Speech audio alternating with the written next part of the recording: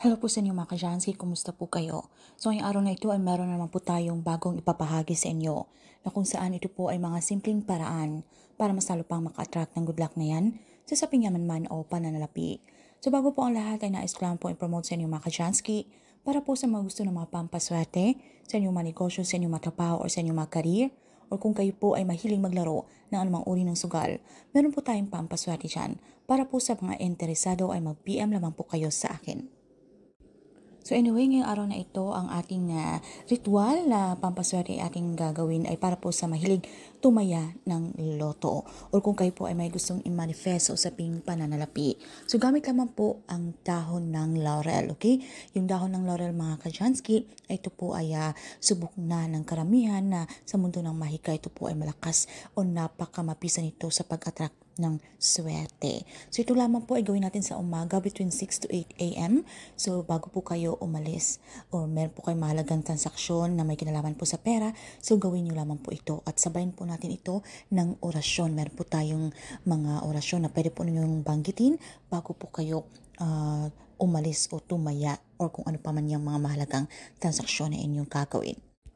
So dito po sa ating dahon ng laurel ay kung kayo po ay mahilig tumaya ng loto, kung meron po kayong pinapangalaga ang mga na 6-digit key number, so isulat nyo lamang po iyan doon po sa ating dahon ng laurel. At sa likuran ng dahon ng laurel mga ka-Jansky, isulat nyo lamang po yung ating sacred number kung saan ito po ay 520 na kung saan sa Latin ang ibig sabihin nito ay mabilisan or agarang swerte sa usaping pananalapi. Kung hindi naman po kayong mahilig tumaya ng loto, kung meron po kayong gustong i-manifest sa usaping pananalapi, okay, yung 6-digit number na isulat nyo po ito ng amount ng perang halaga, okay, na gusto nyo pong i-manifest. And then pagkatapos nito mga ka-Jans, inyo pong hawakan or ito pong ating dahon ng laurel, ilapat nyo po ito sa dalawang palad. Yung nakapaloob po siya sa inyong dalawang palad na kung saan kayo po ay nagpipray, okay? Dahan-dahan nyo po itong himasin-masin, irarab nyo po ito para yung inyong mga vibration ay ang init ng inyong katawan ay matransfer po dito or ma-absorb ng ating dahon ng laurel, okay? Yung energy ng ating katawan. Then, sambitin niyo po ang orasyon na ito na makikita niyo po dito sa larawan. Dito po sa screen, sambitin niyo po ito ng 3 beses, okay? Ito po ay nakaka-attract po ng swerte lalo na po sa usaping pananalapi. Para tayo po ay maging successful, para tayo po ay magiging matagumpay. 3 beses niyo po itong sasambitin sa inyong mga isipan mga ka-Chansky.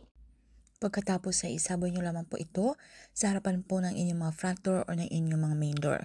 So gawin nyo po ito kapag kayo po ay bago po umalis ng inyong mga pamamahay, kung kayo po ay may importanteng mahalagang katransaksyon, lalo na po sa usaping pananalapi o lalo na po kung meron po kayong or kung kayo ay tataya. Okay?